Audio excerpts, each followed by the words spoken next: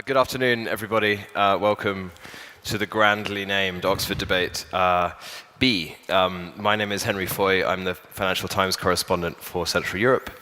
It's a pleasure to be here in sunny Prague, perhaps a little too sunny for everyone to be wearing suits and running around in a city. Today we're debating the motion EU member states should transfer their sovereignty to the European army. This European army, of course, doesn't exist yet, but we are arguing in the likely case that it may well be presented. I didn't go to Oxford. I feel like making me the moderator of this panel is a way of trolling me for not making it into Oxford. Though I'm going to try and make you all feel like you're in such an august educational establishment. For those of you that don't know, an Oxford debate is basically where two sides, sometimes 2-on-2, sometimes 1-on-1, sometimes 3-on-3, argue for a while, and then 20 years later they run the country. That's pretty much how it works. But today we have two fantastic debaters to argue for and against this motion. Of course, a little bit of background. There's been talk a lot in the British press recently of this secret plan to build a European army. Most of it has been put out by people campaigning for Brexit to say, look at these dastardly Europeans, they're coming up with this plan to make us all share weapons, with shock horror the French and shock horror the Germans. Now, there is a possibility that Federica Mogherini, who of course is the Foreign Affairs Commissioner, and that's not her title, but that's what she does, for the European Commission, will put forward something that suggests a European army-style organization. And until then, we will set the record straight here. With your help, there is this newfangled technology, I believe, where you can vote. So what we're going to do is we're going to have initial speeches by our two speakers for and against the motion. Then you will vote as to what you think. Then we'll have an hour of rowdy debate involving all of you, and then you'll vote at the end, and we'll see who won. So, without any further ado, and any more of me, we're going to have the speaker for the motion first.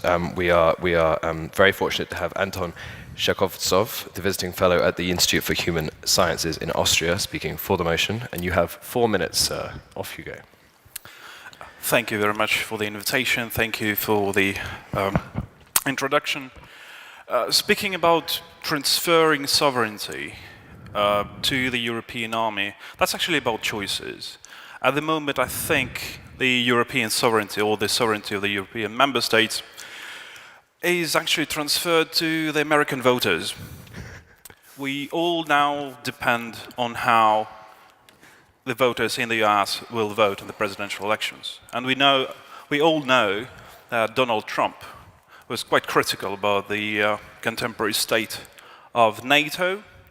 And NATO is essentially the only security structure that now exists in the EU. So without NATO, the EU is completely, it's welcoming an aggression from various actors, including Russia, of course. But this US link, and I'm not talking about weakening the transatlantic relations, especially in terms of security, but the US link and the association between the European security and the US is, I want to highlight one particular moment, the Syrian case. When Barack Obama drew the red line about the use of chemical weapons in Syria, and then he decided not to act when that red line was crossed, Europe was essentially just on the sidelines of the whole strategic process of taking up the challenge. It was just outside the debate. And in the end, we all see what happened, the refugee crisis and the growth of the terrorism threat in Europe. Had the European army been already in place there, that result could be avoided. So it's also, and when I said that the European army would not harm the transatlantic relationships, it's because I think, and I do believe that essentially America, the US, would be interested in a proactive Europe, and it would be more willing to help Europe if it indeed needs help. Another argument for the European army is that currently the national armies, they conflict each other in terms of their preparation, their weapons. Sometimes it just the national standards are too far from each other. But the European army would create a homogeneous security structure. That would also help integration.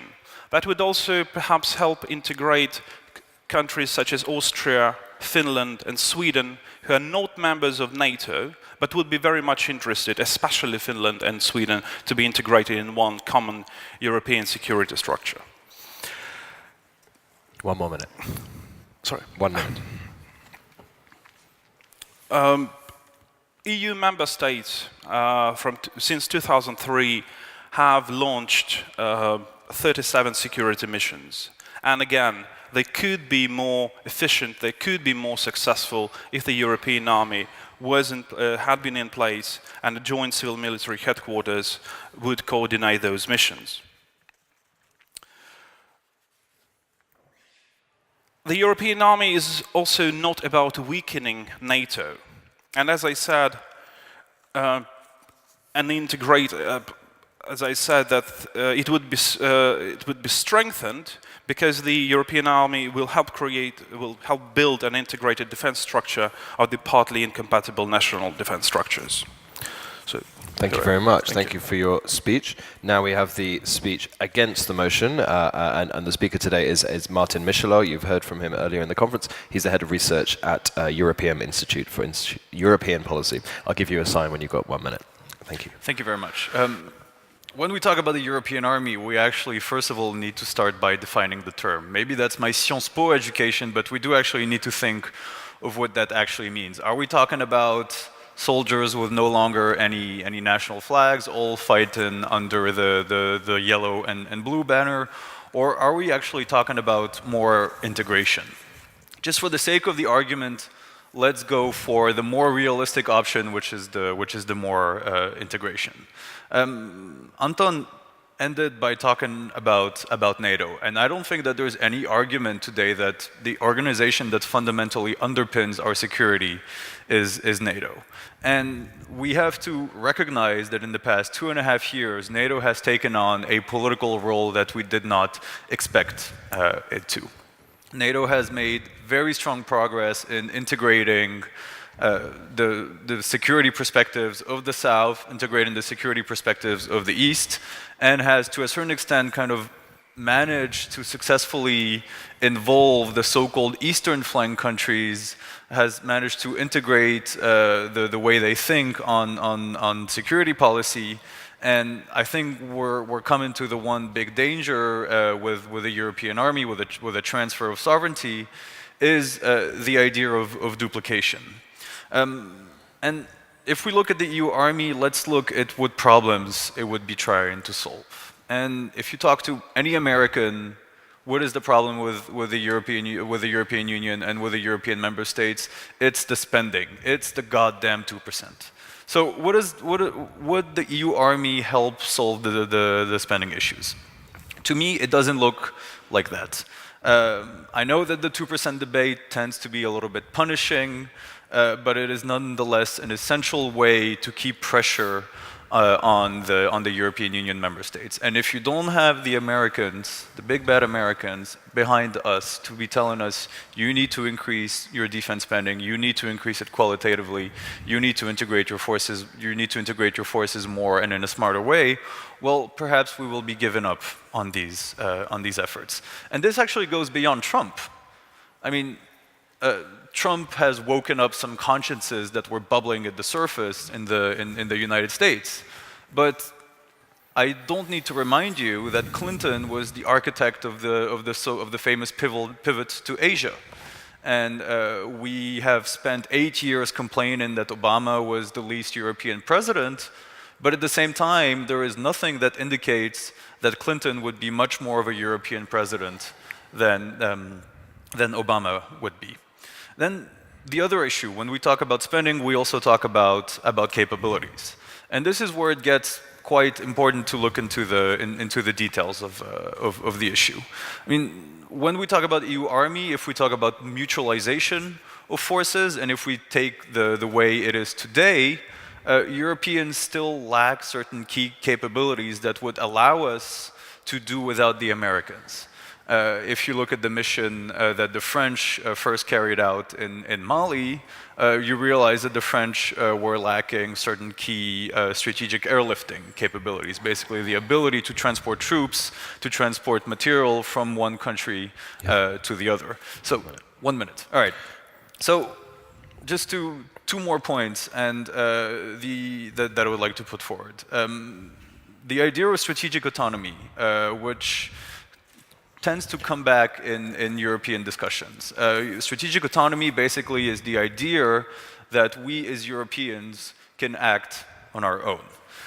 Autonomy is linked very much to leadership and the ability to make quick decisions, to make strong decisions, and to implement them.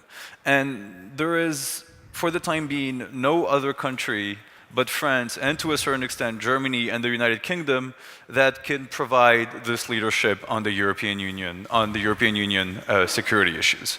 So until we kind of have a collective vision on what we want to do and what we would want to do with the EU army, I don't think that this is a realistic prospect. And finally, the last point, and I will stop after this. How does the European Union army look if we want to be taken seriously by Russia? In the realpolitik game that Russia is playing, power speaks truth to power. And the idea of the European army, with all its imperfections, does not signal any sort of strong stance that European Union could take. Thank you. All right, Sorry. I'll stop here. Thank you. Okay, now we have to have a vote. This is where technology is going to be wonderful. I think you can all log in to this thing called sli.do. Yes? On your mobile devices. Or laptops. Or we could just do hands. Should we just do hands? Maybe we'll just do hands. Okay. Oh, no, here we go. Yes is one. Wonderful. Look, oh, this is great. Look, it's really happening.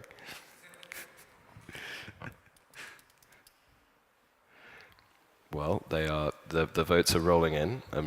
We've had 7 so far. 9.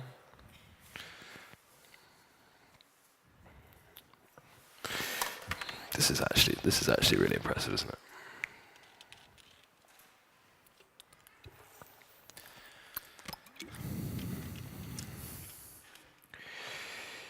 Well.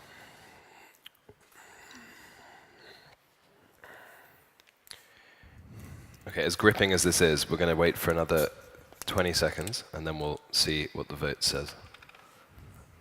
Looks pretty strong so far, though. Obviously, it's an imperfect vote, because you can see the tally, and everyone wants to be a winner. Okay, anyway, please keep them dribbling in. But essentially, it looks like yes has a pretty solid lead. I mean, a lead that any government would take in a referendum, for example. Voting is closed. There we go. 22 votes. Thank you to the 22 of you that voted. Yes. Congratulations, Anton. You have an early lead in this debate. Oh, commiserations, yes, but there's a long time to go. So 59-41. Can we just do very quickly, if you did vote yes or wish you could have voted yes, can you put your hand up?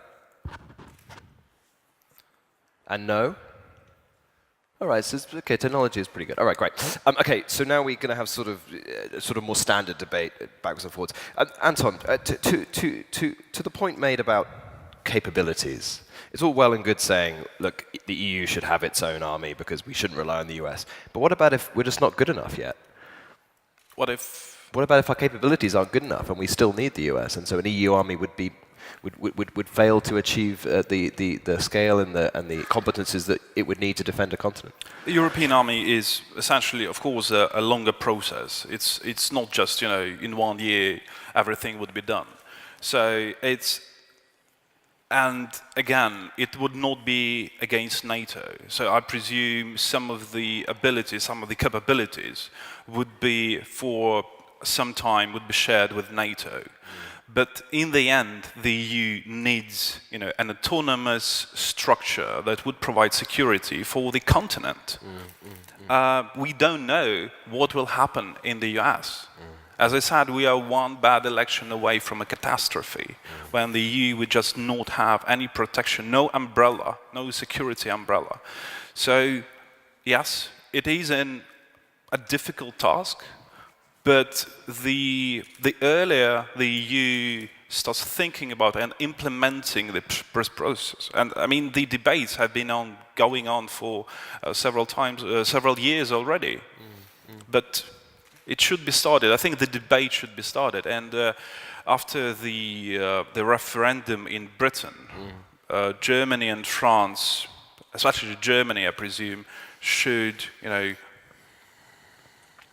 put it in a perspective, something to work on. The European army would be essentially, as if this metaphor stands, it would be like a Schengen area, but in the military sense, where you would have some standards, and standards in terms of security, and those standards would be shared across the continent. But this is a long process, obviously, yes. Martin, to the very good point that was made here about being one bad election away from disaster in Europe in terms of military support, and also this idea that we don't really have a lot of say over our defense capabilities if we're relying on the US. How can Europe even be proud of its security if it's having to rely on the US voters? Well, let me put it this way. Europe is divided on security issues. I don't think that's a surprise to any of us. And what you have seen is really a division of labor, both institutional and geographical, between the European Union and between NATO and between kind of the northern, eastern part of Europe and the southern part of Europe. We've been creating mental frameworks, mental compartments for the way we view security, and to a certain extent to take care of the issues that are more prevalent in the south. You do have a leadership of certain strong countries, such as France, such as United Kingdom, and to a lesser extent, Germany. And NATO has been largely absent of these security situations for reasons that I can understand, because NATO is not the most appropriate institution to fight against terrorism, for example. So France being the country that it is, France generally favoring working within the EU rather than within NATO, you have had a stronger outsized role for the EU in African affairs, for example, or in issues North Africa and the Sahel. So I don't think Europe should be ashamed of what it has been able to put together, especially if you add the fact that there's been a very perilous but however useful exercise, which is a European Union global strategy, which has kind of created a framework on which Europeans can base the security instruments. So I don't think that the Europeans should be ashamed of what they have achieved so far, but at the same time, they also have to recognize that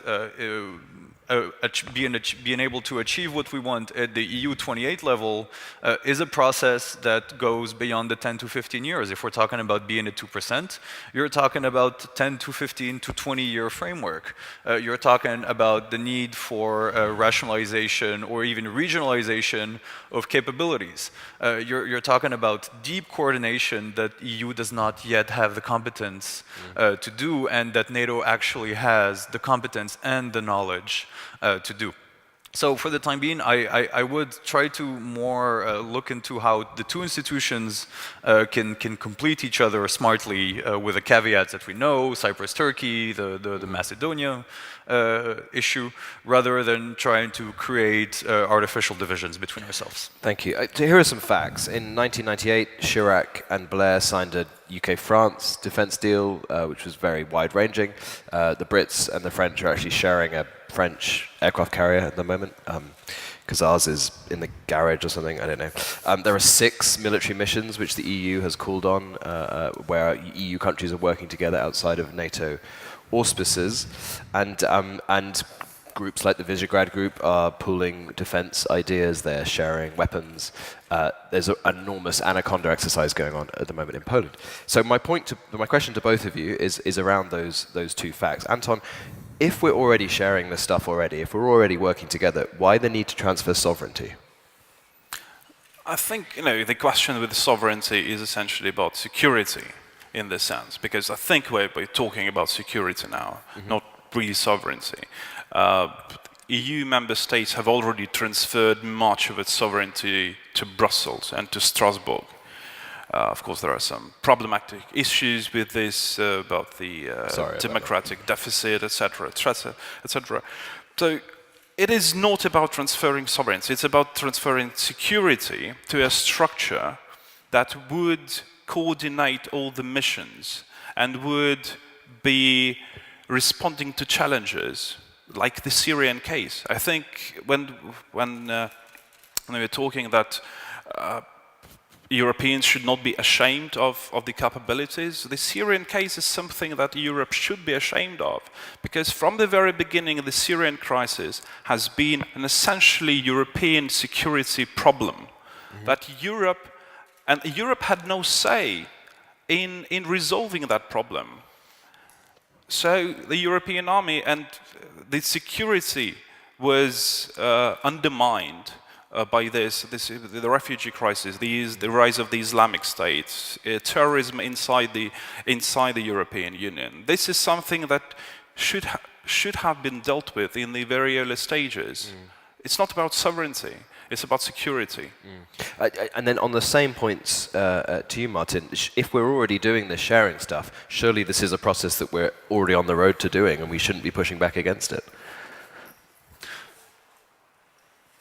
Should we be pushing back against more sharing? I don't think so, because this is naturally the way where we're going. I mean, whether we like it or not, and as difficult as it is, pooling and sharing is something that happens. And actually, this is the main argument of the proponents of the EU army, namely the German Minister of Defense, Ursula von der Leyen, who says that the islands of cooperation that are being created, for example, the German-Dutch cooperation that is existing, will eventually lead at a European level to basically the full integration of our armies. But what you're not seeing when you make this point is that someone needs to be coordinated, this process, and this comes back to what I said earlier. Without a proper structured EU military corps who would be looking at these issues, we will have a very hard time achieving the results that we want. And I wanted to go to the issue that Anton mentioned of transfer of sovereignty. For me, it's not necessarily about transferring sovereignty. It's about transferring political control and political decision making. And we've already, in the past 2 years, between the Wales summit and the Warsaw summit of NATO, we've had 2 very painful years of discussions about the political control of SECURE to deploy the very high readiness joint task force within 48 hours. As you can assume, most countries, most EU member states are not able to take such important decisions in 48 hours. So are we able to go through with this process again, where the head of the EU army, or whatever the name, the function of that person would be able to impose such a decision on EU member states if we have to respond to a threat very quickly? I'm not entirely sure. So I think this leads us to discussing what sort of threats EU army would actually be answering. You mentioned the refugee crisis. Perhaps this is more an issue for the control of external borders. Perhaps this is more an issue for Frontex or for the European Border Guard Corps. So I'm a little bit reluctant to discuss this issue of sovereignty. Would you like to respond? Going back to the Syrian crisis, as I said, the refugee crisis is a result of the failure of the EU to act. Of course it is, in the end, it's the failure of the US to uphold this narrative about the red line, about the crossing red line. But essentially, yes, of course, now it is the problem of the border police, of the Frontex, of national security services. But that all could have been avoided. And I don't think that the EU would be interested in something like this again. Syria is a small country, for example, compared to Egypt. What if something happens in Egypt with tens of millions of people there? If this state, just imagine this state collapses because of the crisis, I don't know, because of the regime change, etc., etc. It will not be an Article 5 situation. NATO will not be able to act in situations such as this. The European army could be acting in this particular area. Thank you for your questions, by the way. Please keep them rolling in, and we will dedicate the second half of the debate to questions from the audience, so please do. Anton, I wanted to you mentioned Schengen. Call me British, but every single thing the EU has tried to sort of do centrally has been a total disaster at least once in its lifetime. Schengen, the Eurozone crisis isn't over. There are lots of reasons why centralizing control of some of these things is a bad idea, as history has shown. Is it right to be pulling guns and bombs too? I mean, what if that goes wrong? The problems with Schengen started with various migrant and refugee crises. So the golden era of the Schengen area was several years ago. And the current creeping collapse or increased problems is the result of what happened in the past, and is the result of various security challenges that were not responded quickly and in an efficient manner. So I wouldn't say that the Schengen area was bad in the very beginning.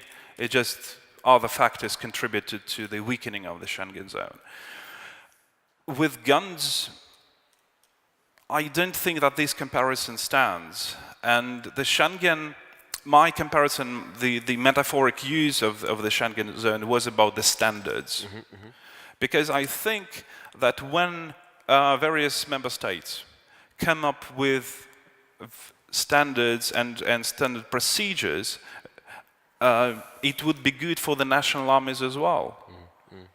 It would be good for the national cases, and that would be good in the European-wide context.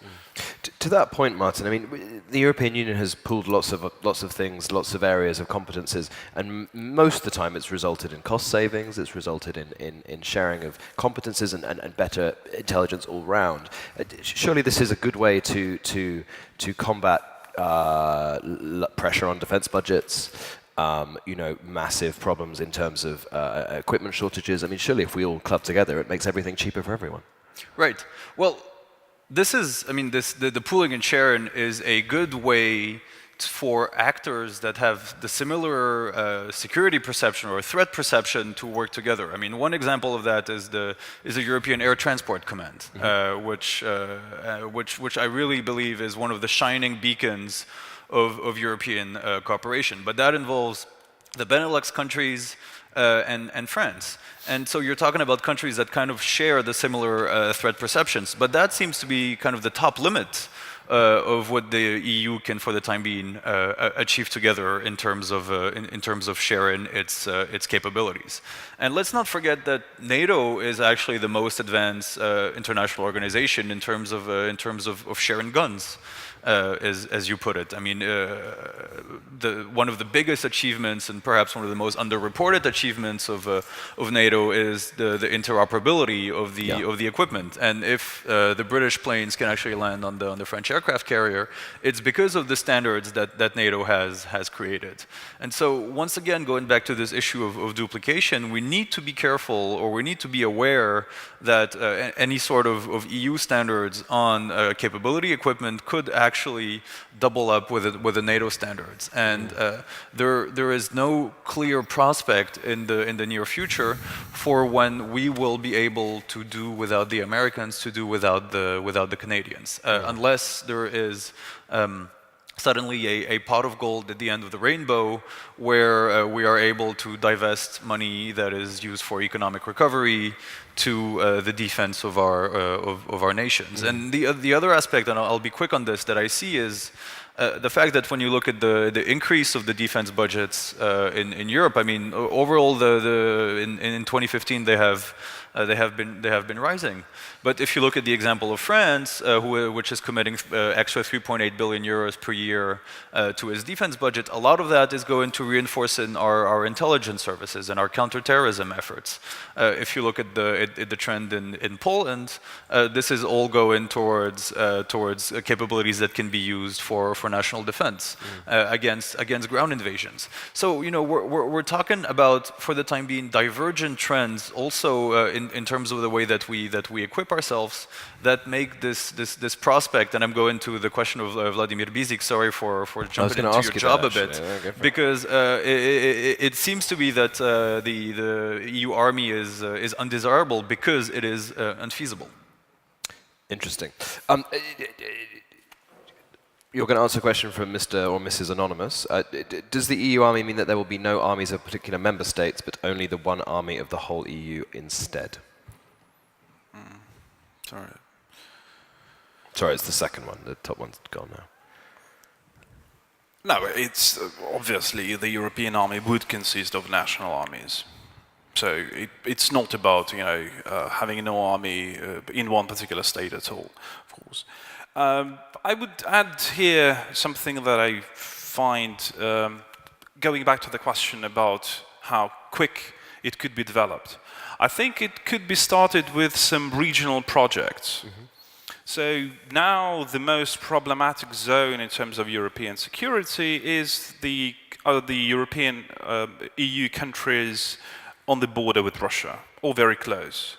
And something that was discussed for some time, I think in Poland, the creation of the intermarium zone. Mm-hmm. The countries, or the axis of the countries, basically between Western Europe as we knew it and Russia.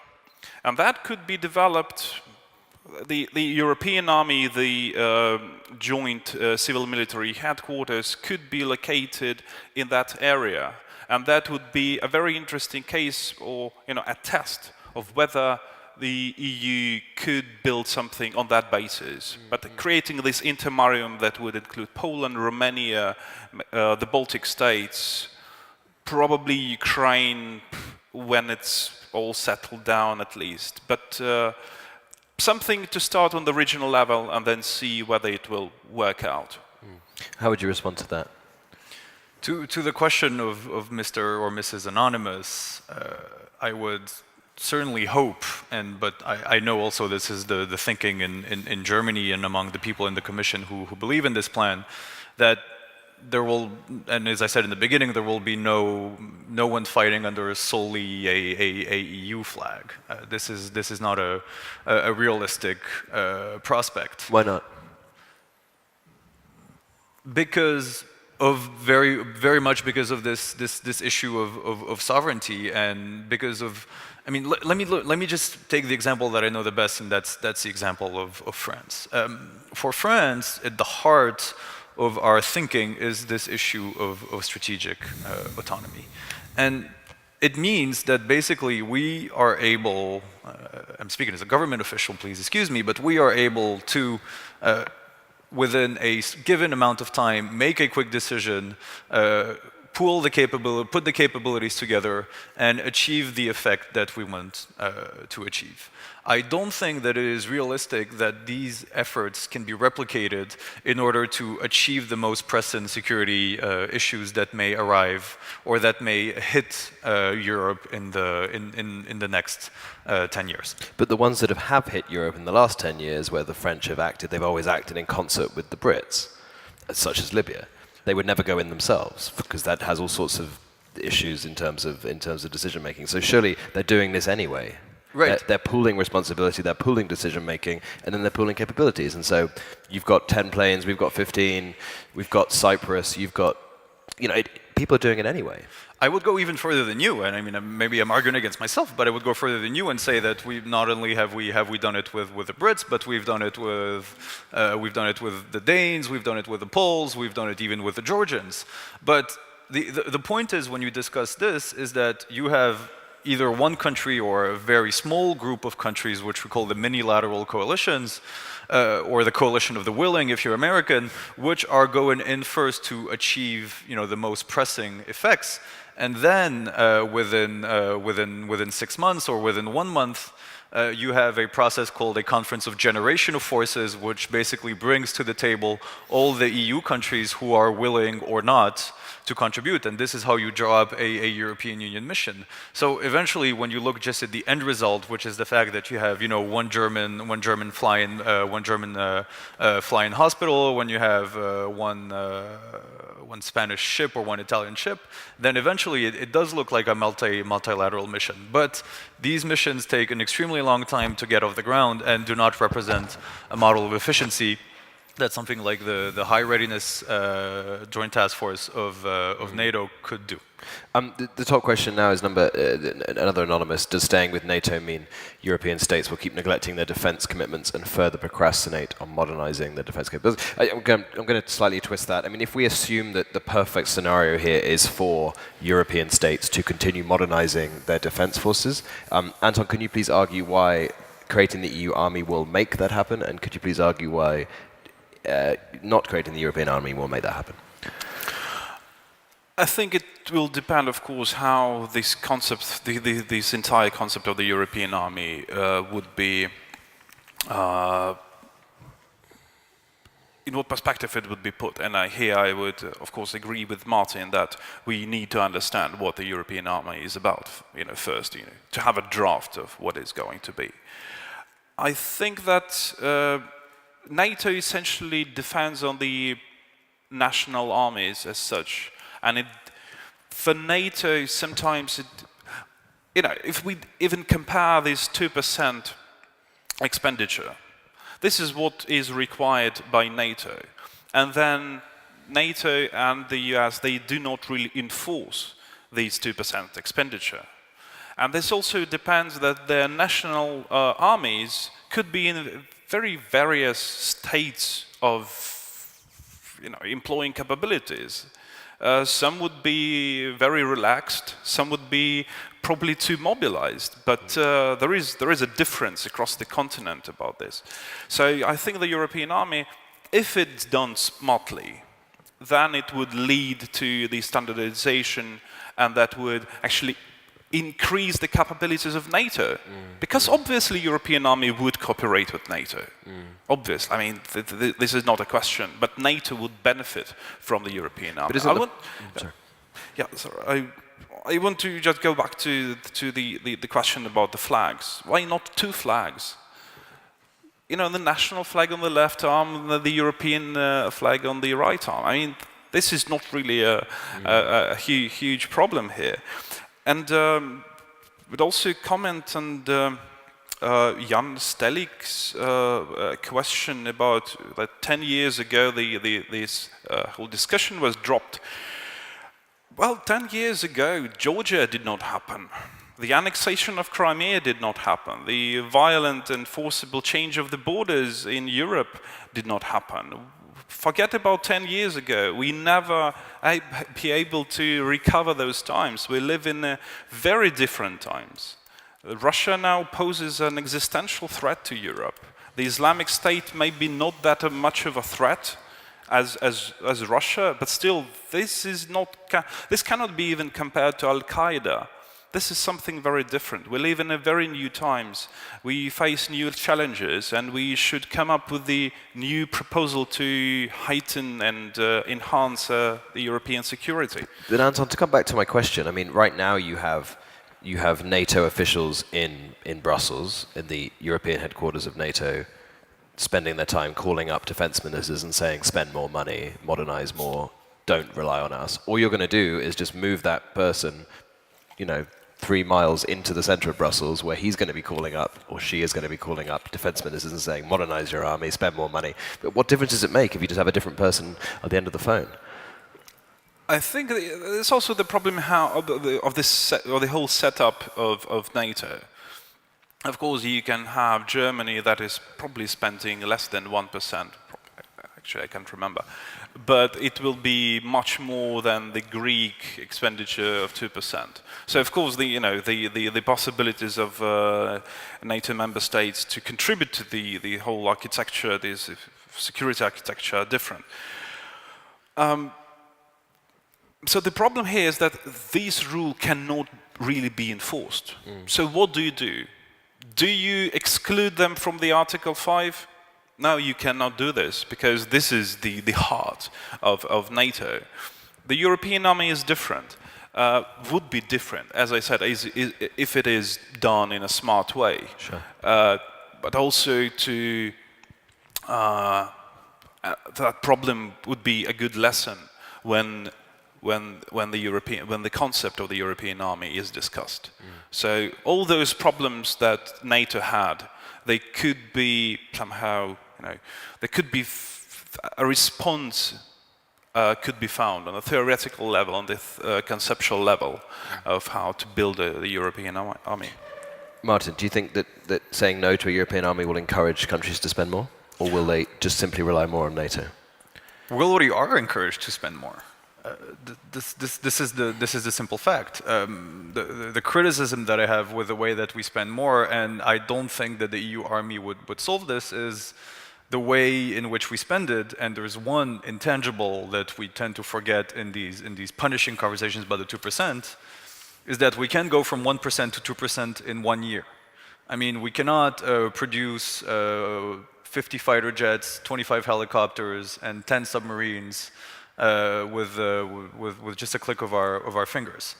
But there is now the political impetus. There is the security impetus to spend more. And it's not just the Americans. It's us seeing that our security concerns have become more regionalized. It's the French seeing that their national security is now being questioned. It's about the Poles, the Baltic states, seeing that their national security is being questioned.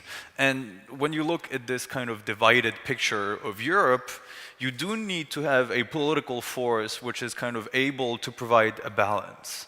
And I believe still that whatever we want to say about the United States, the US still provides this balancing point, this tipping point in NATO, which allows for the discussions not to focus solely, for example, on this concept that Anton mentioned of intermarum, which is to a certain extent creating a voting bloc in NATO, which doesn't really represent anything concrete for anyone west of that intermarum. So I do think that the trends are positive in terms of the spending, and I wouldn't want to add complications for this, especially given the legitimacy of the European Union in the eyes of populations at the moment. Thank you. May I answer? You may, yes, yeah. of course. Mr. JT or Mrs. JT asked about does you really need an EU army to curtail inflow of refugees? Of course not. I mentioned the refugee crisis, and I said that the European army could have avoided a situation where the refugee crisis would become a result of something in the past. It's not about the EU army fighting against the refugees, obviously, but I do believe that the refugee crisis is the result of the vulnerability of the European Union, created by the relaxed nature of, perceiving the security umbrella, but basically provided by the US or NATO. Europeans became too relaxed, in my view. And the way that the Europeans reacted and responded to various crises, the Russian crisis or the Ukrainian crisis, it's something, and nobody really expected something like this to happen. But this is also a direct result of being unprepared, of being too relaxed, and not understanding that there are challenges that may not be in the framework of NATO response, but something that should have acquired a regional response. And Europe turned out to be unprepared for that. What about that? What about if there was a conflict that involved Europe that the US kind of was ambivalent about? and so there was pushback from NATO for Europe to get involved, but European armies wanted to. Surely that is a good argument to have an EU army, to have an autonomous defense capability that is as strong as NATO minus the US. But to a certain extent, that exists. I mean, I don't see where we're trying to invent new systems when we can actually create those mechanisms. The real question is the issue of urgency, of emergency of the response. And for the time being, that is something that the EU yet cannot do. But what you're saying is you're happy for a US general to make a decision in 24 hours, but you wouldn't trust a collection of European generals to make that decision. Well, I don't think that the European generals would actually be would actually agree on what to do, and as Clemenceau said, war is way too important to be left to the generals. As a matter of fact, so I'm speaking in maxims. I'm sorry, but really to get to your question, I mean, what we're talking about is also the issue of the value of Article 5. And if you look at this equivalent of Article 5 in the European Union Treaty, which is Article 42.7, which France actually activated after the terrorist attacks on November 13th, well, this was still very much seen and included here in the Czech Republic is merely a political request, a request for solidarity, a request for support. Whereas, as a matter of fact, there was a desire by France to kind of put a military component to this. And the foremost example of this is the fact that France asked for the deployment of the European Union battle group, which was composed at that time of the four V4 countries. And the V4 countries were divided in Plus ça change.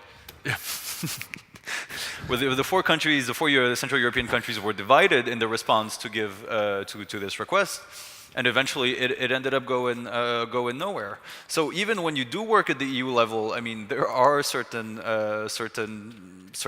reluctances, there are certain limitations that we should be aware of, and that I don't think will disappear anytime soon. Especially is the trend of regionalization of defense spending that I mentioned. Is kind of forcing countries to choose their side. I mean, the very concept of intermarum is forcing countries to choose a side, is opposing countries with one another in this European security context. So I'm very dubious of our ability to want to give up our sovereignty, to want to give up our decision making to another echelon of the European Union when it was already hard enough we're not even just there yet to give it to an American general.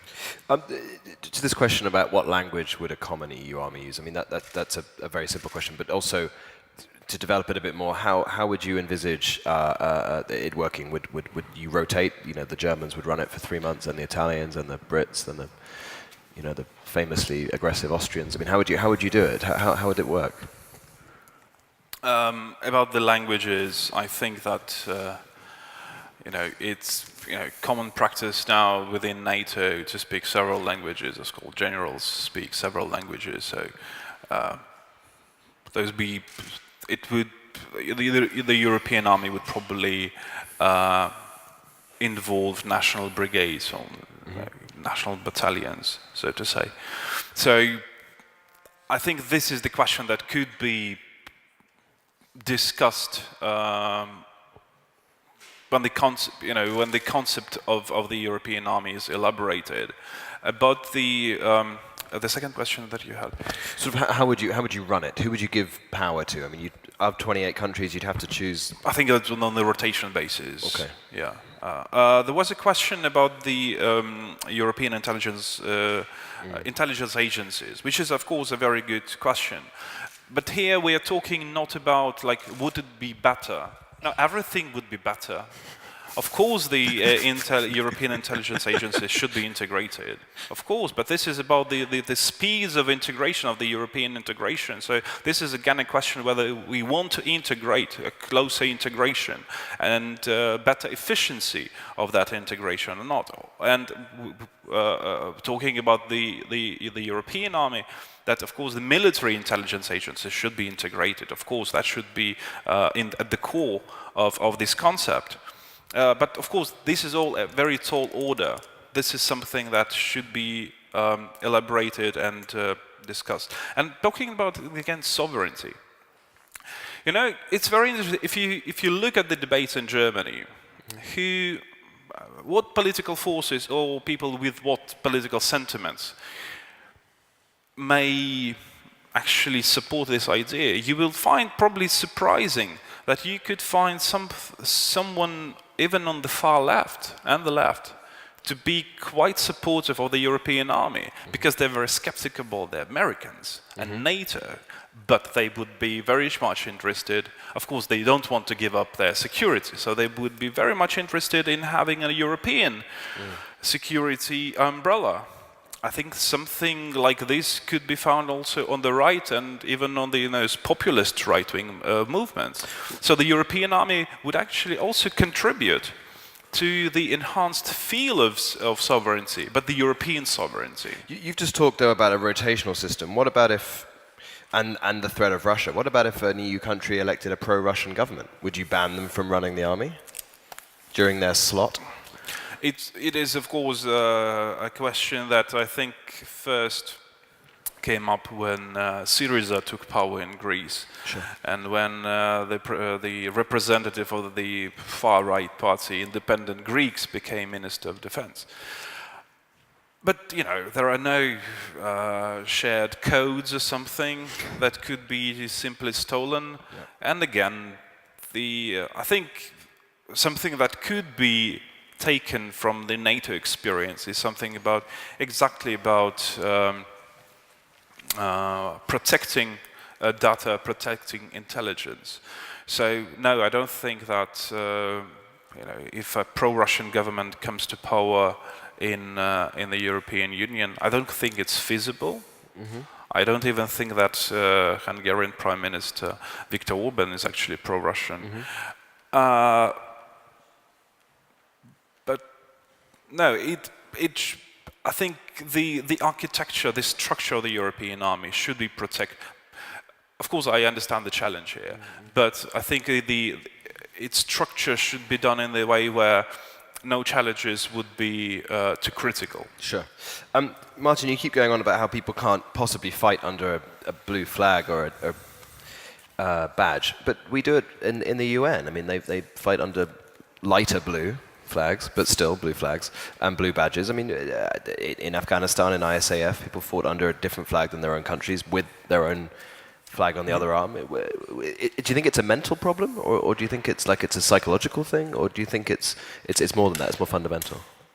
Well, that was, I mean, the way I see it is the EU army has been one of those scarecrows that was used 20-25 years ago to symbolize what would happen if we went too far with integration. I mean, that's really one of my early memories of the EU is this discussion of the EU army as a scarecrow. So yes, we do have a mental issue, and this goes towards the comment of again Mr. or Mrs. Anonymous about posing overambitious and unrealistic goals like EU army as actually being a reason for deeper disillusionment, because we seem to be wanting to create more integration at a time when less integration or more realistic, more realistic goals are what are desired. So yes, there is a mental blockage, but at the same time, the argument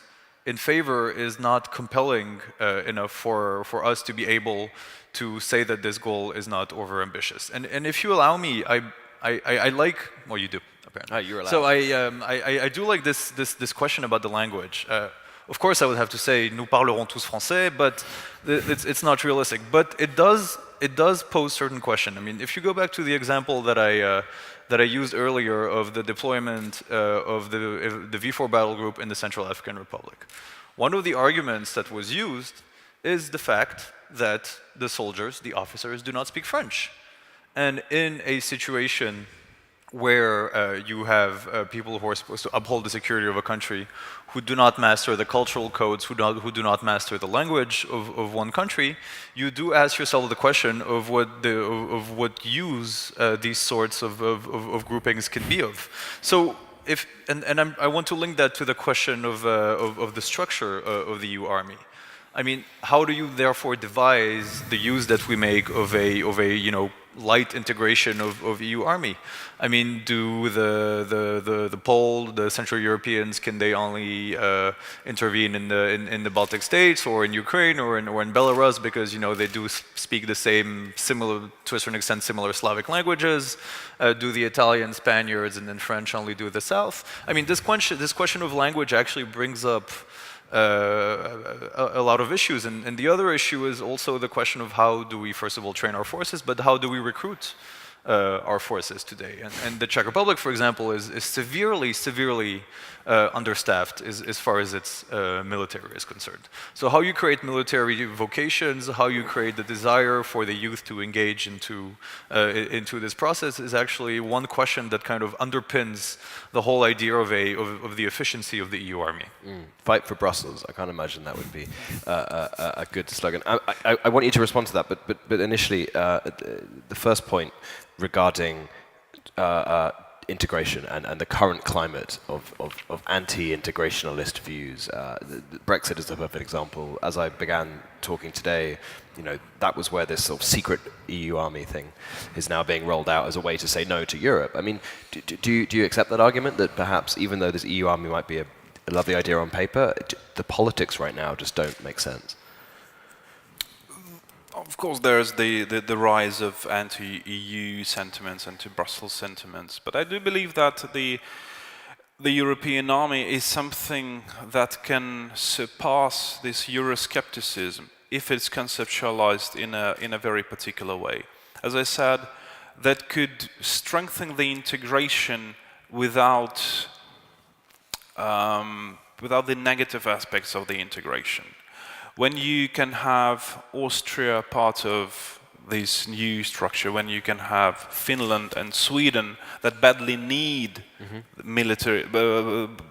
badly need security, but the national debates inside those countries do not really allow them to join NATO at the moment. But they need that protection, they need that umbrella. This is something that the European army would be something that would provide this type of security for them. And as I said, sometimes the skepticism towards the European Union involves a significant element of anti-NATO, of sentiments, of anti-American sentiments. With the European army, you can avoid that.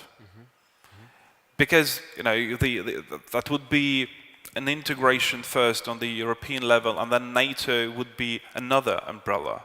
But first the European, and as I said, even left-wing Eurosceptics in Germany would probably support this idea.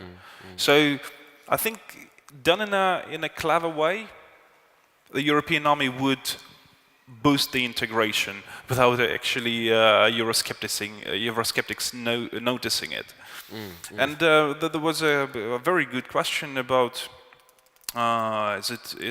is it not wiser to strengthen the European army of NATO, arm of NATO? But I think the European army is exactly to this point. It's about strengthening the European arm of NATO, and in the end, NATO will benefit from this. And another question was about the battlefield and purpose for the EU army. I do believe that there are cases where particular situations in the neighborhood, in the immediate and not immediate neighborhood of Europe, they represent security problems for the whole European Union. I mentioned Syria, Libya could also be mentioned, the Islamic State, so it means Syria and Iraq. And this is where the European army, of course, could be deployed. And, but also there are cases like, for example, the fighting against human trafficking in the Aegean Sea, or fighting against the piracy off the coast of Somalia. These are also security issues for the whole Europe. Martin, there is a possibility, of course, in 2 weeks' time that Britain votes to leave the European Union. Of course, it will take, even if they do, it will take years and years and years for it to happen, if at all, in terms of full disengagement. But it would it would take away an element of security given the outsized presence of British military force in Europe. And it's something that you hear a lot in this part of the world. That's one of the big worries over Brexit. If Britain leaves, we lose this security. Would that make you more or less in favor of a EU army if Britain was to step away and become strikingly more Atlanticist? I would say it would make me even less in favor of EU army, because Britain, alongside France, maintains the nuclear capabilities, and I'm sorry to get immediately into these very important existential questions, but Britain fundamentally underpins the European security system. And even if the EU army is not even yet ready to talk about a nuclear capabilities, it does remain, however, that the French and British nuclear umbrellas do protect the whole of Europe. And therefore, the way I see it, a European defense would be even less credible if one day we are to make decisions at 28 or actually 27 without Britain being fully behind this. And this is actually where I see the fault in the European Union global strategy process, which is about to end when the European leaders will officially welcome the document at the next European Council. Well, is the fact that it was not ambitious enough. It doesn't talk about defense structures because the UK does not want to discuss this. It does not want to be security the issues to be discussed in the document. So really, what is the value of what would the value of going forward with this process be without the Brits? I really strongly do question this. And if talking about, talking about the UK also makes me want to link what Anton said, speaking about Germany, about anti-NATO. Which other countries can you identify as being anti-NATO, which have a very strong EU security bent? I don't think there are a lot of countries, except perhaps for France, but which is the exception in a case like this, that actually have mixed feelings towards NATO, but do not still see NATO as the ultimate security guarantor. So if the EU can articulate its role as the ultimate security guarantor, I would be willing to consider the idea of the EU army. But for the time being, I don't think even the example of Sweden and Finland, which are getting closer and closer, which are going through with the process of joining NATO, are actually, whether this will actually increase their own security. I think for Finland and Sweden, that could actually be a very good, this is how the EU could trick Russia. If Sweden and Finland, if Finland and Sweden join NATO, obviously there would be a response. And that would, I think, weaken or aggravate the situation with the security. At the same time, if Sweden and Finland join the European army, which would be a European arm of NATO, that could be a good trick. This is something that Russia would not be able to respond. It would be too illogical for them. But going back to a few questions here, there was a question about creating smaller troops, like a Benelux army, for example. This is something that I mentioned with the Intermario, with cases that could be provided as testing ground for the European army. It could be Intermarium, that could be Benelux army, etc., etc. So integration and military integration on regional levels, I think, is a very good start to test the possibility, to test the capabilities. There was a question that saying that European states were utterly toothless and spineless. Why should an EU army be any different? But this is a problem that we can identify. Oh, indeed, the EU states were toothless and utterly spineless. But shall we leave it as it is, or shall we do something about this? So the European army is a response to that particular problem. And anti-NATO sentiments, Look at the rise of the right-wing and left-wing populist parties in Europe. Most of them, they're anti-NATO and anti-American. It's not only France, it's not only Germany, it's also, to a certain extent, Italy. This is also true about Greece. And this is true about Austria, which is not a NATO member state anyway, but still there is a problem. There is this anti-NATO sentiment, and Austria will never join NATO. So there are countries where this anti-American, anti-NATO sentiment could be identified. And also this growth of the radical parties, it's not going away. This would be a permanent problem for decades, I think, if the European Union stands still. Martin mentioned nuclear weapons. I mean, this is a serious issue. It's one of the last, I mean, it is the last line of defense that Europe has. A lot of it is underpinned by the US NATO umbrella. How would you see nuclear weapons in the EU army? Or maybe I'll rephrase that. Will there be a certain level by which integration stops and national governments take responsibility for the rest? Or would you think everything would be pooled and you could have a Maltese general firing a British nuclear submarine? I think nuclear weapons is something that should never be used. You know, nuclear deterrence, yes, but I just don't imagine a situation where one EU member state would employ a nuclear weapon against another, because it's Europe. You know, it's a very small. I don't think that should be any sharing of nuclear weapons, obviously, but nuclear deterrence should be extended to the whole Union. Because you imagine in the EU army, the French and the Brits would demand a bigger say if they're bringing more to the table. I think still the EU army is mostly about the regular troops, not nuclear weapons. This, yeah. As you said, I think it's quite correct that there is, in terms of the military capabilities, there is some point where the integration would stop. Martin, do you not buy the argument though that there's a lot of waste in the European military system? You have countries that are, you know, not really under threat from external forces or whatever, malign intentions, and some that are very, very, very under threat, and so a pooling of resources and a shifting of their abilities to the fringes, to the area, is a good idea. I mean, why are there French troops, you know, practicing in, I don't know, Bordeaux, in the fields, when they could be on the beaches of the Aegean or on the fields of Latvia? Well, the French example, I'm sorry to contradict you, is actually perhaps not the good one here, because sure, Bordeaux is a very dangerous place. My family comes from Burgundy, so I have to contradict you. But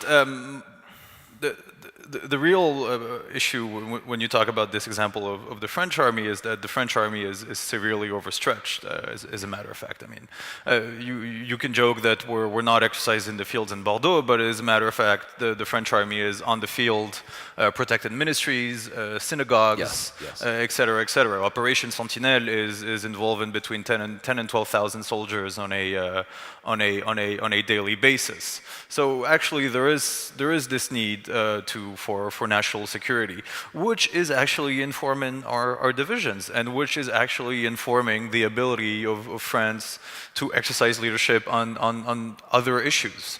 And that's something that will not go away. And I can link this very easily to the issue that Anton raised of populist parties.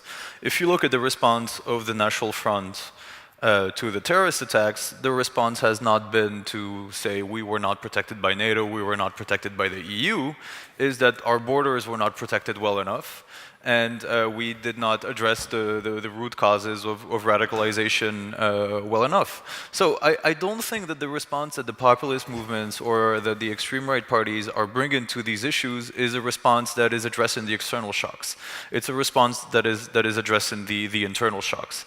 And I would be very, very hard pressed, but that's perhaps just for the sake of the argument, to have an extreme right party argue for EU army. But perhaps I'm just thinking a little bit too outside of the box. We've got 10 more minutes left of debate before the grand vote. I want to sort of dedicate that to Russia. You made the point that you think Putin wouldn't be afraid of an EU army because it's not strong enough, but surely uniting around an EU military force would show Putin that attempts to fragment Europe have failed.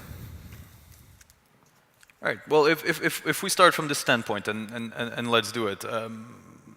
My main concern is that when I look at the levels of European solidarity, I am frankly concerned with the way we Europeans are able to address the Russian threat. I mean, we're able to coalesce, and that is failing slowly but surely on the sanctions front.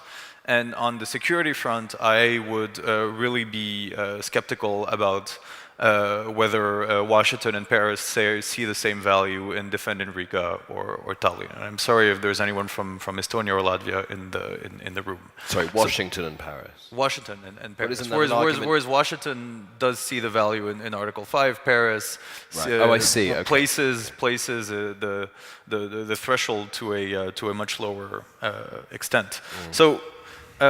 This is where we're coming back to the issue of nuclear.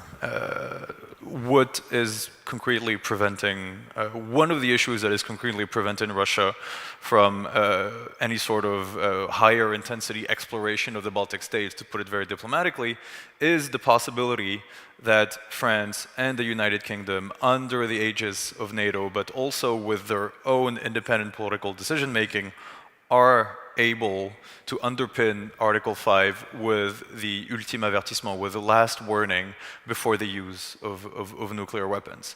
And therefore, if we want to think of an EU army, we do have to think of how the nuclear systems would be integrated in this. So really this idea that is important for me is how you kind of translate Article 5 into a European language, into a European narrative, to use a term that we all like. Anton, is that sort of this unspoken truth here, that maybe the Americans are more determined to protect the east of Europe than maybe some of the Europeans in the West are? And so therefore we should keep the Americans around as much as possible? I think that this situation may not last for long. The US is indeed, over the years, the US has withdrawn from Europe. It's not only about the pivot to Asia.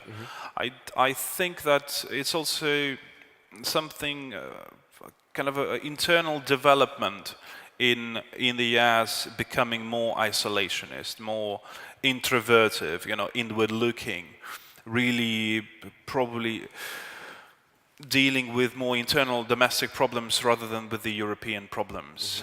And I think this was one of the reasons why the Syrian case was not taken serious. Sure. And you see, the European Union, with the free trade agreements, with the free economic zones, is one of the largest economies in the world.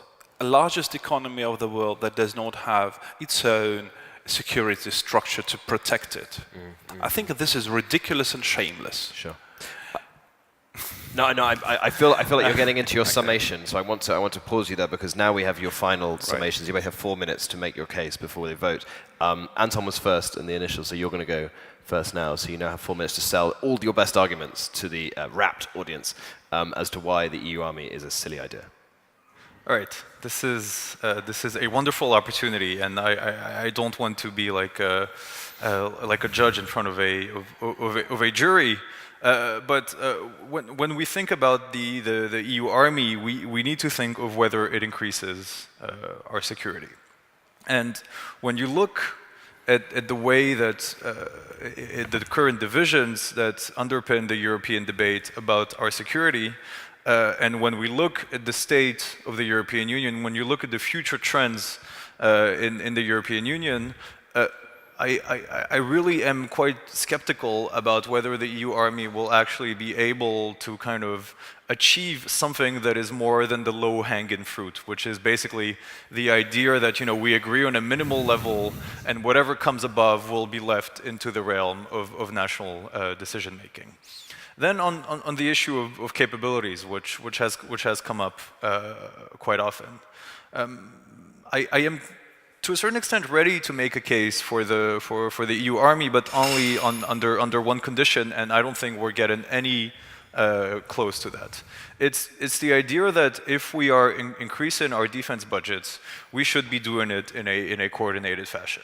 And what does that concretely mean? It means that the most efficient, rational way to do this is to kind of have a regionalization of capabilities, which is to say that Central Europe would be responsible for land, armored land vehicles.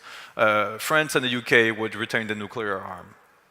Italy and Greece and perhaps Belgium and the Netherlands would be responsible for air transport and fighter jet capabilities. This is the ideal picture of regionalization. However, the level at which we're at right now is the level where countries are re-equipping, but are all going to have this full spectrum army, which say this army that can do everything. And do we actually want the Czech Republic to be able to do everything? Does it actually need to spend the money on being able to do everything? I really do not think so. So this is why I do, and that's why I'm speaking maybe with an American accent, but I do want to keep a strong leadership core in NATO in order for us to think smartly about the way we think together of capabilities. And when I talk about leadership, I also want a European arm of NATO. And I believe that Europe is stronger within NATO than it is without NATO, because NATO is today the only political or the only international institution where the political discussions can still be had without a deference to populism. So this is my short case for preserving NATO more than saying no to the EU army. Thank you very much. Anton, your final comments. Being a huge fan of NATO, obviously, I do believe that there is something to be done with the strengthening the European element of NATO. Just to repeat myself, the EU is one of the largest economies in the world.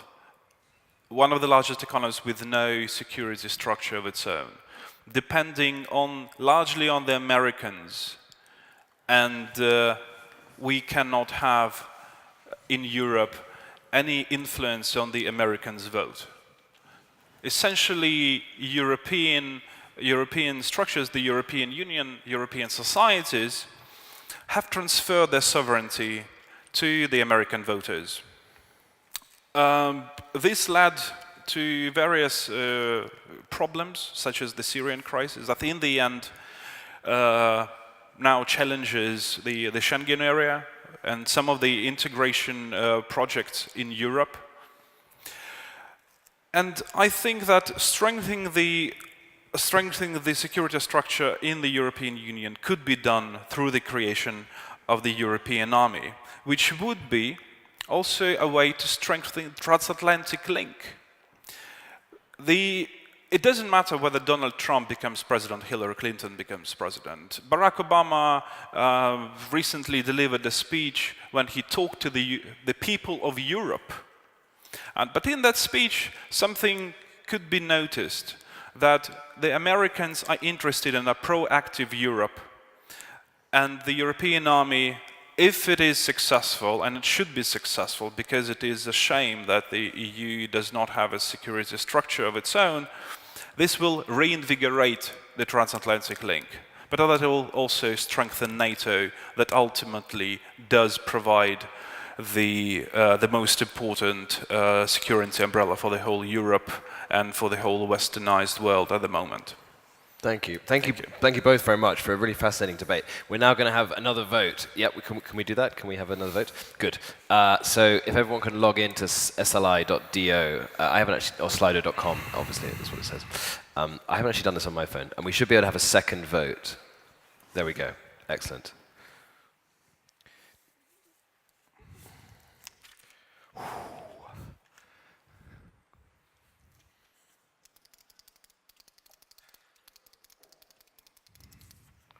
Gosh, this is really good, isn't it?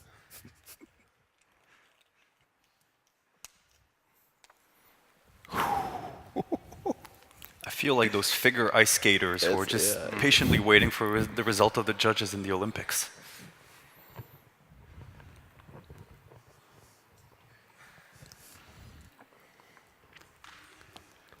I think I'm going to vote. I will add one of each, unless you want.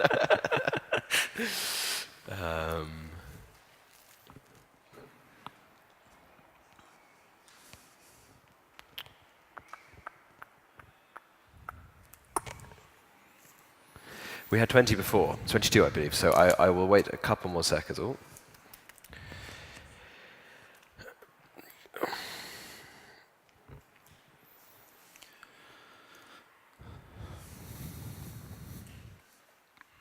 Well, I think we have a sort of, I mean, that's pretty unassailable. Voting is closed.